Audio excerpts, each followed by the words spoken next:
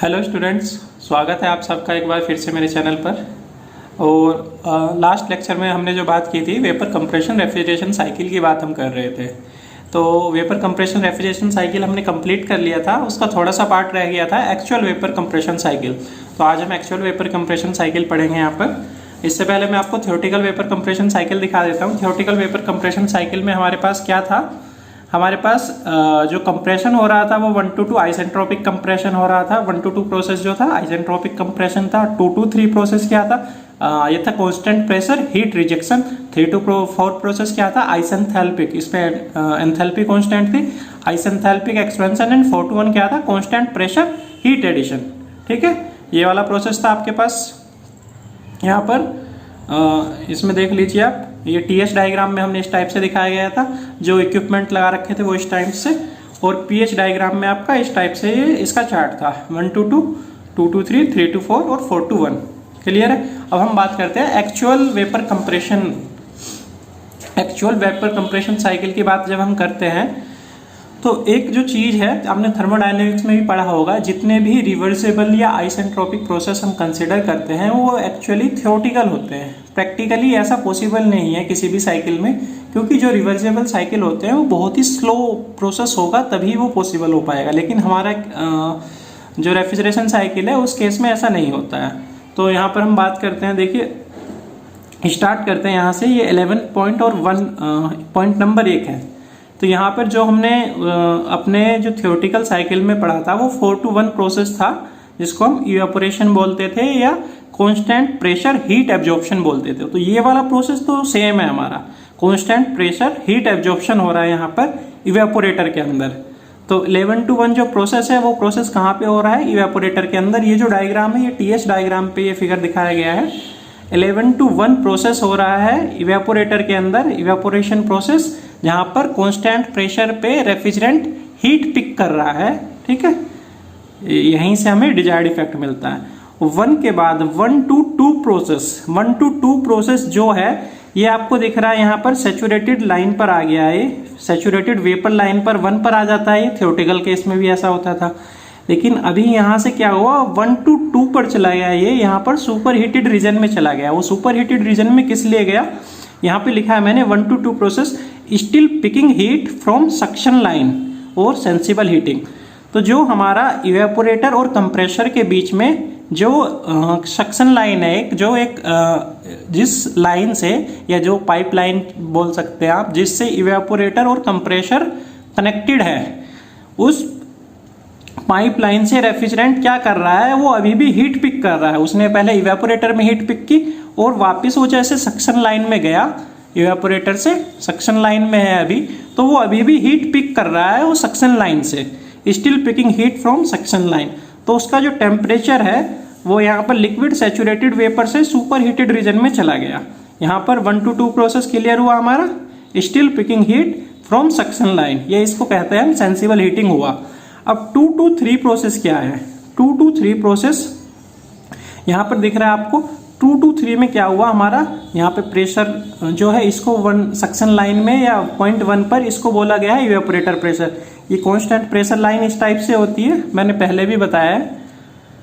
तो 1 to 2 process evaporator, point 2 पे कहाँ है हमारा इवेपोरेटर प्रेशर। अब हमें कंप्रेसर में जो हमारा रेफ्रिजरेंट है, जब वो कंप्रेसर में जाएगा तो कंप्रेसर में ऐसे ऑटोमेटिकली नहीं चला जाएगा। जब कंप्रेसर का प्रेशर थोड़ा सा कम होगा इवेपोरेटर के प्रेशर से, तभी हमारा जो टोटल रेफ्रिजरेंट है वो कंप्रेसर में जा पाएगा। हाँ, जो भी फ्लूइड है हमारा वो हमेशा हायर प्रेशर से लोअर प्रेशर की साइड फ्लो होता है। तो यहाँ पर एक सक्शन क्रिएट किया गया है। जो कंप्रेसर का जो प्रेशर है वो थोड़ा सा, कंप्रेसर का प्रेशर या इसको सक्शन प्रेशर बोला गया है, कंप्रेसर इनलेट प्रेशर या सक्शन प्रेशर, इसको थोड़ा सा डाउन रखा गया है इवेपोरेटर प्रेशर से, ताकि जो रेफ्रिजरेंट है वो कंप्लीटली इवेपोरेटर से कंप्रेसर के अंदर आ जाए। तो 2 to 3 जो प्रोसेस है उसमें हमारा प्रेशर ड्रॉप हो रहा है। यहाँ पे इसको 3 को बोला गया है सक्शन का प्रेशर या pressure at the inlet of compressor. तो 2 to 3 प्रोसेस जो क्लियर हुआ, इसमें हमारा प्रेशर डाउन हो रहा है ताकि जो रेफ्रिजरेंट है वो इवेपोरेटर से हमारा कंप्रेसर में चला जाए। अब 3 to 4 प्रोसेस देखिए। 3 to 4 प्रोसेस में वापस हमारा हीटिंग हो रहा है, वापस अभी ये सुपर हीटेड रीजन में इसका टेम्परेचर इंक्रीज हो रहा है। Heat transferred from compressor valve to refrigerant. Sensible heating हो रहा है ये भी। सेंसिबल हीटिंग और लेटेंट हीट मैंने बताया था, लेटेंट हीट में हमारा खाली फेज चेंज होता है और सेंसिबल हीट में हमारा टेम्परेचर इंक्रीज होता है। जब सेंसिबल हीटिंग होती है तो उसमें heat transfer due to change in temperature, और लेटेंट हीट में क्या होता है, heat transfer due to change in phase. तो यहाँ पर 3 to 4 में वापस जो हमारा रेफ्रिजरेंट है उसका टेम्परेचर इंक्रीज हो रहा है, वो क्या कर रहा है, हीट ट्रांसफर हो रही है from compressor valve to refrigerant. ये भी सेंसिबल हीटिंग है। तो जो कंप्रेसर की जो वॉल थी वो ऑलरेडी बहुत ज़्यादा हीटेड है, तो वापस वहाँ पर जो हीट हमारी कंप्रेसर की वॉल से रेफ्रिजरेंट को मिल रही है।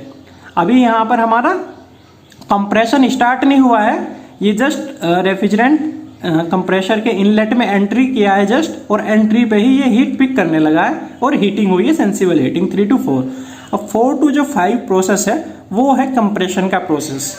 जो कंप्रेशन हम लेते थे थियोरेटिकल वेपर साइकिल में, थियोरेटिकल वेपर कंप्रेशन साइकिल में, इस कंप्रेशन को हम कहते थे आइसेंट्रोपिक कंप्रेसर या रिवर्सिबल एडियाबैटिक कंप्रेशन बोलते थे। लेकिन यहाँ पर क्या है, ये 4 to 5 प्रोसेस कंप्रेशन प्रोसेस है, ये है इरिवर्सिबल एडियाबैटिक प्रोसेस है। यहाँ पर 4 to 5 में जो रेफ्रिजरेंट आया उसका कंप्रेशन हुआ, ठीक, इरिवर्सिबल एडियाबैटिक प्रोसेस है। अब 5 to 6 में देखिए, 5 to 6 में क्या हो रहा है, heat transferred from refrigerant to compressor wall, ये हो रही है सेंसिबल कूलिंग। अब यहाँ पर जो 3 to 4 प्रोसेस हो रहा था ये जस्ट उसका उल्टा है। अब कंप्रेस होने के बाद रेफ्रिजरेंट का जो टेम्परेचर है वो बहुत ज़्यादा इंक्रीज हो गया है। अब 5 to 6 प्रोसेस में जो रेफ्रिजरेंट का टेम्परेचर बहुत ज़्यादा इंक्रीज हो गया है, उससे कुछ हीट हमारी ट्रांसफ़र हो रही है कंप्रेसर की वॉल को, ठीक है, क्योंकि अब कंप्रेसर की वॉल का temperature as compare to refrigerant कम है। 5 to 6 हीट ट्रांसफर हुई from refrigerant to compressor wall. 3 to 4 में हीट कंप्रेसर वॉल से रेफ्रिजरेंट को ट्रांसफर हुई थी, ये सेंसिबल हीटिंग थी, ये सेंसिबल कूलिंग प्रोसेस है। अब 6 to 7 वाली जो प्रोसेस है, जो यहाँ पे 2 to 3 वाली प्रोसेस थी, सेम ऐसे ही 6 to 7 वाली प्रोसेस है। 6 to 7 वाली प्रोसेस में क्या हुआ, ये जो 6 पॉइंट नंबर 6 पे जो प्रेशर है हमारा, डिस्चार्ज या डिलीवरी प्रेशर या pressure at the outlet of compressor का ये जो प्रेशर है, अब हमें रेफ्रिजरेंट को कहाँ ले जाना है, हमें रेफ्रिजरेंट को लेके जाना है कंडेंसर में। तो हमें कंडेंसर के प्रेशर के बराबर आना होगा, तो यहाँ पे प्रेशर ड्रॉप हुआ 6 to 7 कंडेंसर के प्रेशर के लेवल में आने के लिए। 7 नंबर पे पी कंडेंसर लिखा हुआ है, जो 7 नंबर पे प्रेशर है वो है कंडेंसर का प्रेशर। तो 6 से 7 नंबर पे आए हम, खाली क्या हुआ यहाँ पर प्रेशर ड्रॉप हुआ ताकि टोटल रेफ्रिजरेंट हमारा कंडेंसर में आ जाए।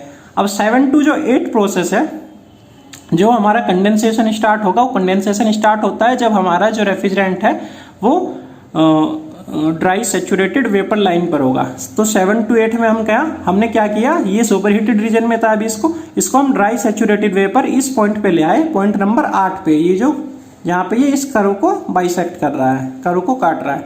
तो 7 to 8 में हमने क्या किया, डी सुपर हीटिंग की, ताकि जो हमारा रेफ्रिजरेंट है वो सुपर हीटेड रीजन से ड्राई सेचुरेटेड वेपर के पॉइंट पर आ जाए। तो ये पॉइंट नंबर 8 पर आ गया, यहाँ पर हो गया हमारा रेफ्रिजरेंट ड्राई सेचुरेटेड वेपर की फॉर्म में।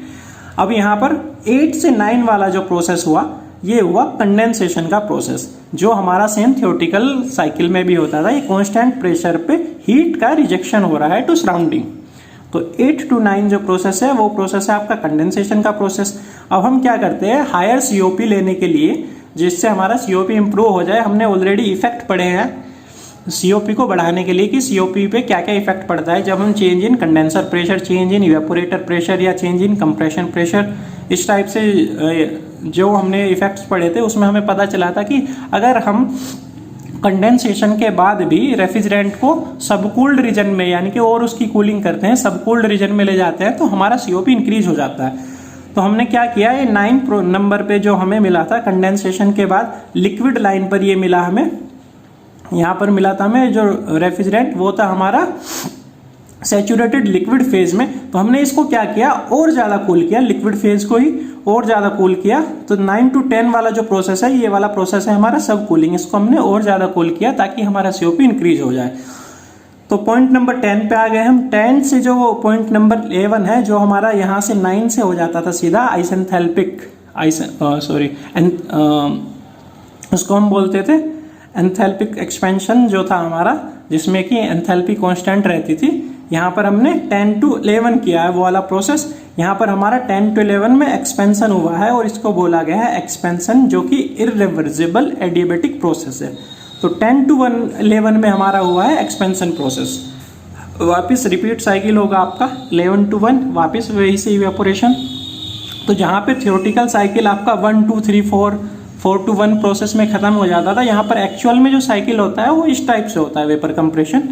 यहाँ पर देखिए आपके कितने सारा हो गए, 1 2 3 4 5 6 7 8 9 10 11 पॉइंट हो गए हैं यहाँ पर।